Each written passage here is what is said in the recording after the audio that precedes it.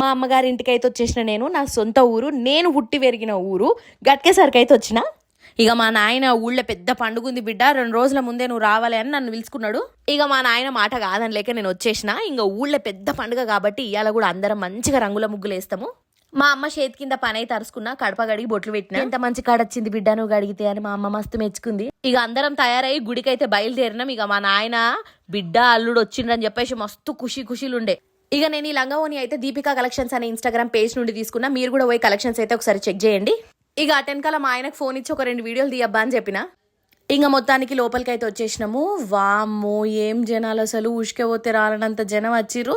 ప్రతి సంవత్సరం పెరుగుతూనే ఉంటారు ఇట్లా భక్తులు. ఇంకా దర్శనం చేసుకునే దారిలో ఇక ఇవన్నీ కనిపించినాయి. చిన్నప్పుడు అయితే ఇవి కొనిస్తేనే నేను ఇంటికి వస్తా అని ఏడ్చుకుంటా కూర్చునేదాన్నంట.